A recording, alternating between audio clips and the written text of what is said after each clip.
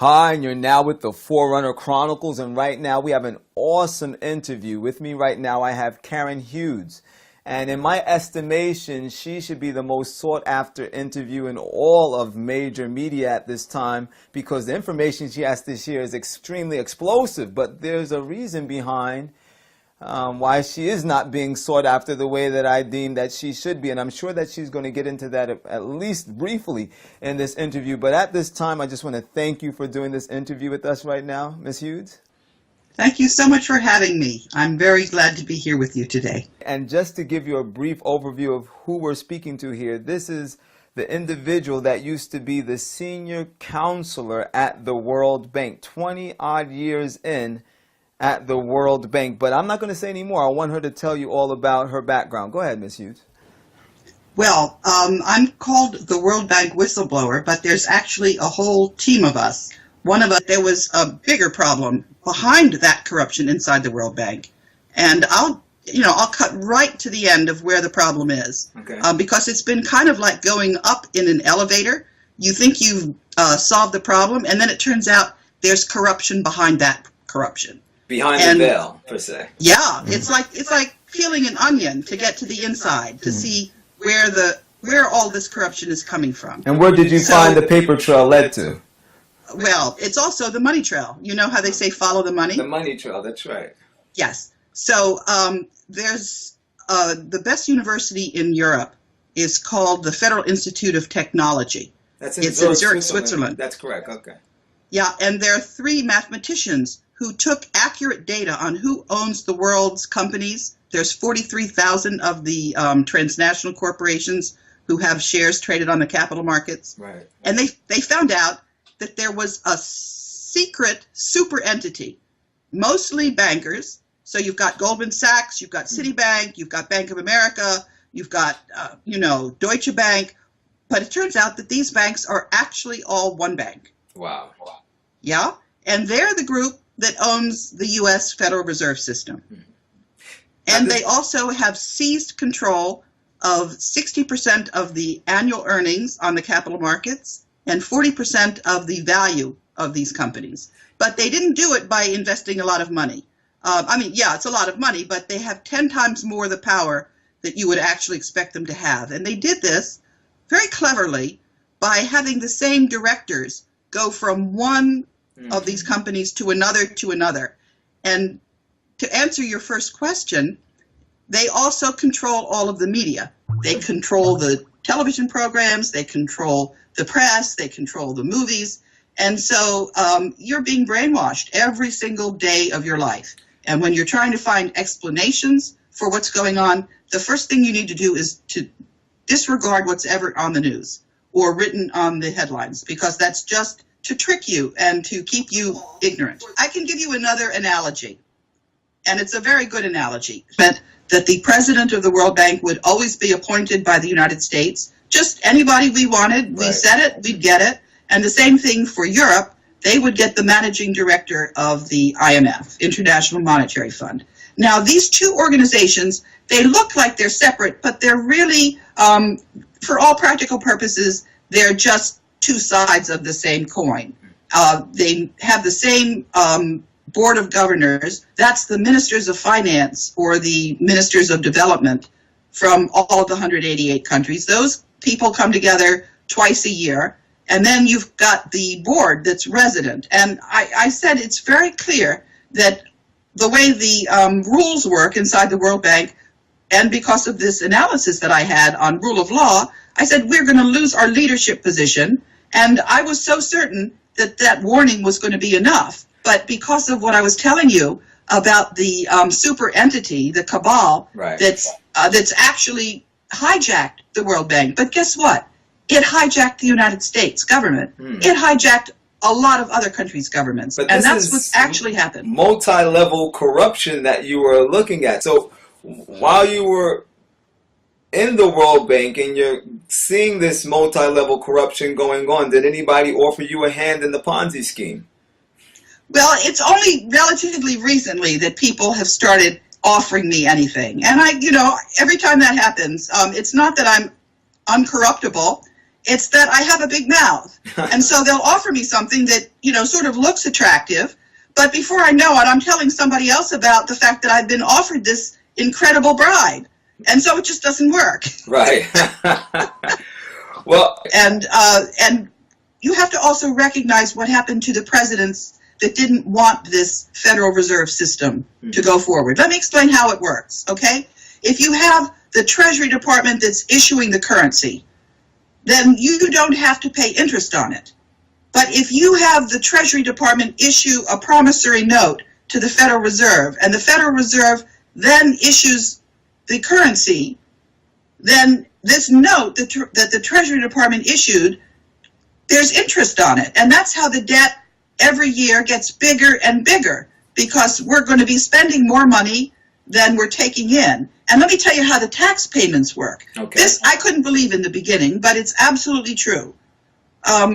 When you fill out your taxes and you send a check one place and you send the tax form another place, the check that you send goes directly to the Federal Reserve, and they take that check and they send it to the United Kingdom, and the UK keeps, not the government, the UK banksters keep 40%, and then they send 60% onto the Jesuits in the Vatican. That's what's happening to our tax dollars. Wow. Now, how are we financing our government? We're selling drugs. We're selling the drugs that we grow in Afghanistan. We never had any poppies there until the war in Afghanistan. You think with all the satellites flying over, they couldn't see where the poppy fields are? No, that's how we earn our money. Wow. How does that grab you? Is that a good arrangement? Wow. No, it's not a good arrangement. So are you basically saying that the money that's being fed into the IRS ends up at the Vatican? 60% of it, except for the 40% cut that goes to the United Kingdom. And now, let me tell you how that happened. That happened because in 1200, the King of England borrowed a lot of money from the Vatican because of wars and signed a treaty that he would agree to keep repaying the money to the Vatican. And of course, he never caught up. So he was in trouble.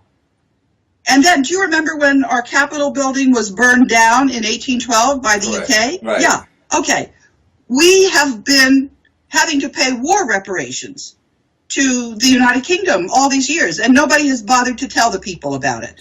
And Lincoln, when he was financing the Civil War, issued greenbacks directly without involving the bankers. Mm-hmm. That's why he was rubbed out. And JFK, he had a memo that he was going to sign where he was going to just erase this compounding of interest on the U.S. debt. He was going to have our currency issued directly by the Treasury Department. He was assassinated 11 days after he signed that memo. So these banksters are bound and determined to keep us, what can I say, imprisoned in debt. Except that it's not working, because what we've done is we've alerted all the countries of the world. I have written to the ambassadors of all these countries many, many times. I've written to, in Washington and in New York, I wrote them a letter a couple of months ago where I was telling them about the fact that their ambassadors were all being blackmailed when they tried to fire Paul Wolfowitz. So the whole world is laughing at the fact that the American public is totally in the dark and duped by their media that refused to tell them what's really happening. Now, I certainly want you to elaborate a little bit more on a specific point that you just made, and I took you back to it a second ago, and that's the fact that our tax dollars, you're saying 60% of our tax dollars get cut to the Vatican and the Jesuits. And I think for a lot of people out there, that's a pretty astounding, revelation, because, you think of the Jesuits, we have Pope Francis now, whom our president praises, and he's the very first Jesuit pope. And some people, when they think of the Jesuits, they think of an order of meek and humble men and all of these things. Why would the Vatican and the Jesuits be, caught up in such a stink like this? what in your perception, and what is their worldview? Are they a bunch of megalomaniacs? Are they just trying to amass a stupendous amount of wealth? What do you perceive in this whole situation for the Jesuits in the Vatican? I'm so sorry to have to tell you. First of all, let me start out by saying that this has absolutely nothing whatsoever to do with the Catholic faith. Mm-hmm. This has absolutely nothing whatsoever to do with the people of faith that are not aware of this. That's right. And I have to tell you that there are, unfortunately, people who will mock the faith, and they will put on the priest's garb just so that they can hide their crimes. Mm. These are criminals. These are not Catholics. Wow. And unfortunately, there are many of them at the very top. It's rot at the top.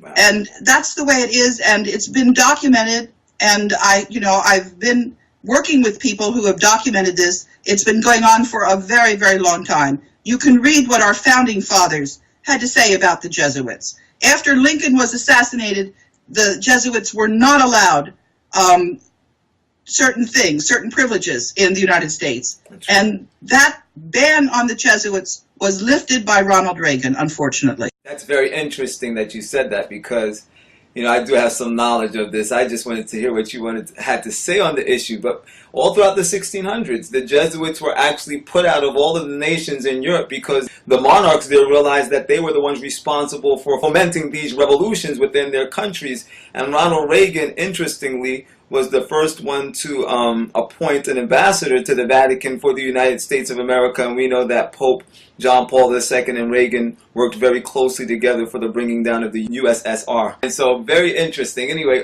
please proceed.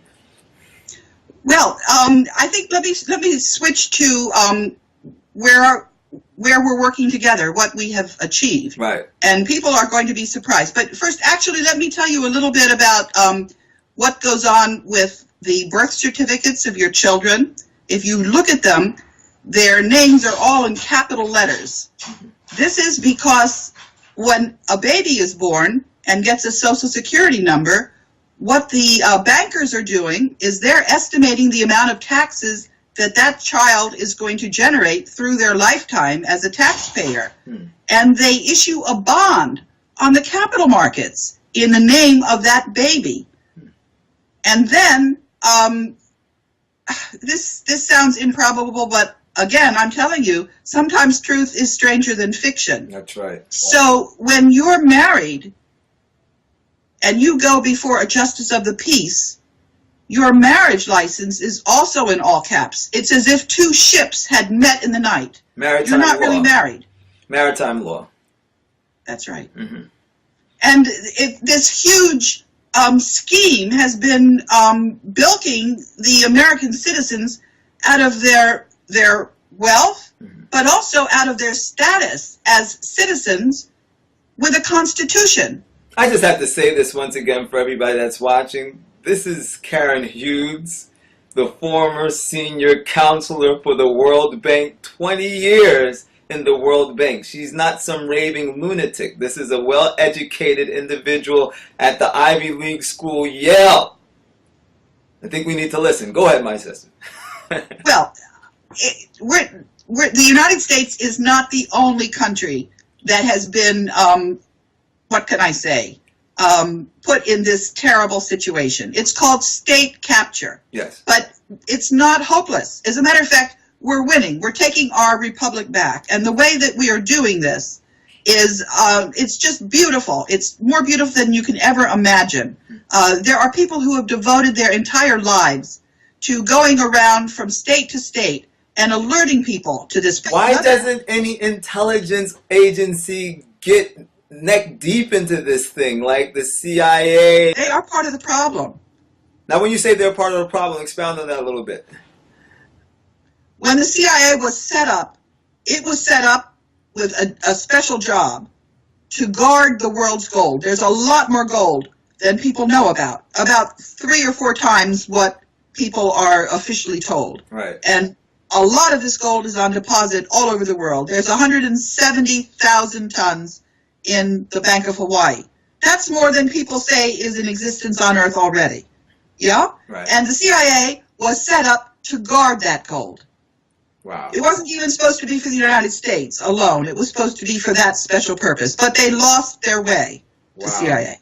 Well, at least why doesn't the CIA at least spank the Jesuits on their hands? What's the situation with that?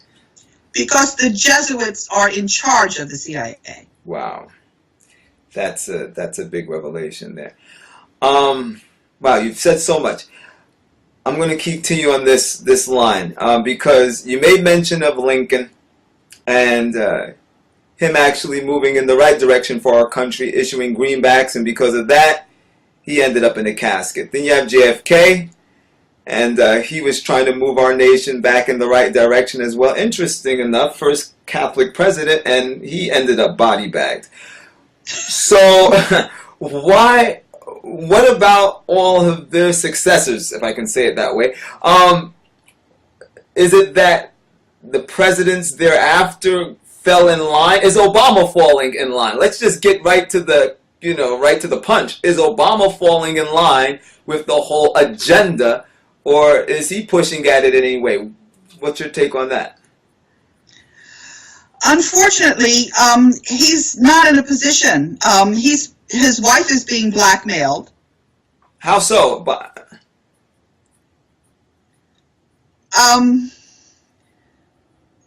Because she has fallen for some what they call honey traps. Wow. In a hotel with two-way mirrors, she has been compromised. I know what a honey trap is. Wow. And there are other things involving him. You know, his mother was a CIA agent, and he was raised. He was raised in a way that that made him a person who would trap people with honey traps. That was his mother's job in the CIA, to entrap people in hotels. Wow, that was a huge bomb. I have one that's even worse. I'm listening. Okay. A couple of weeks ago, I believe it was the 8th of October, there was supposed to be a nuclear bomb detonated on South Carolina.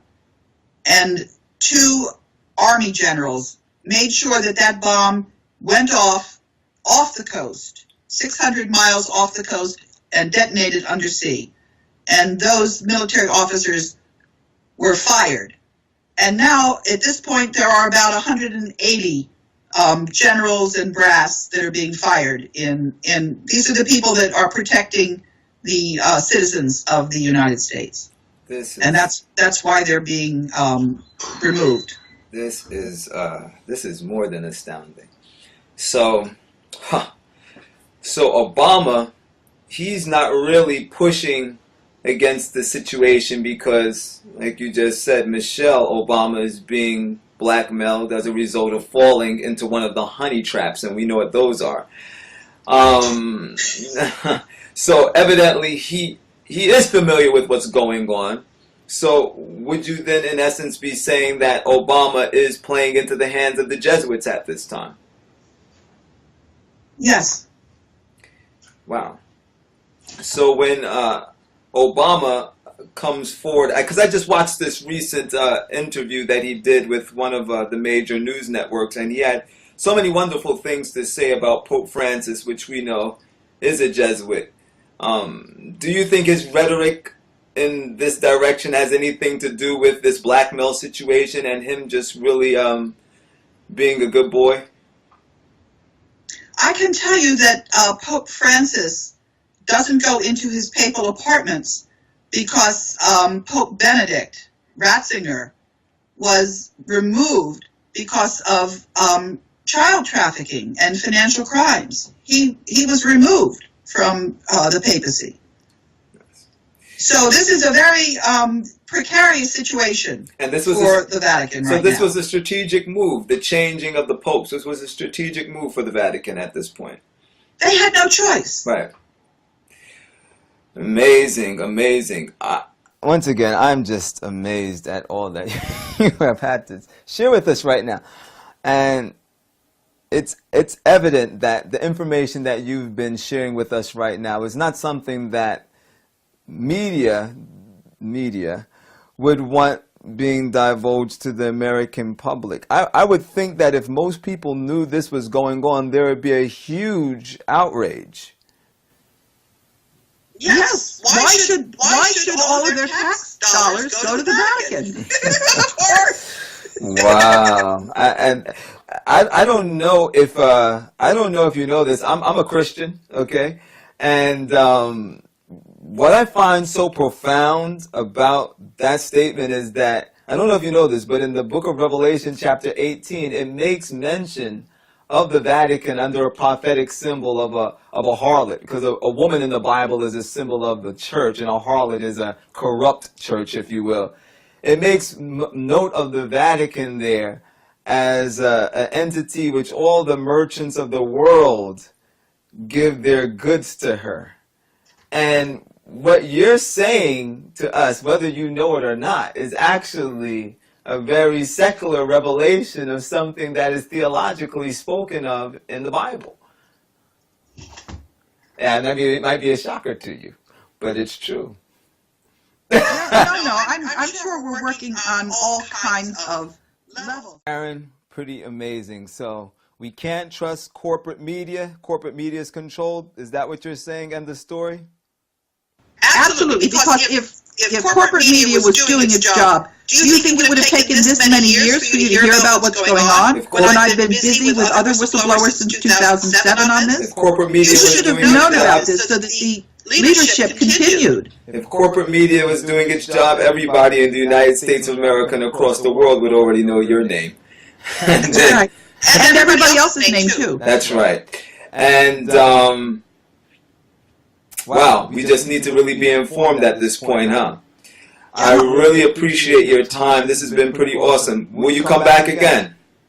Absolutely. Excellent. I've got a book I'd love to send you. It's called The Great Controversy. I think it'll give you some awesome insight as you continue on this path to keep on keep the fire burning out there, as we say.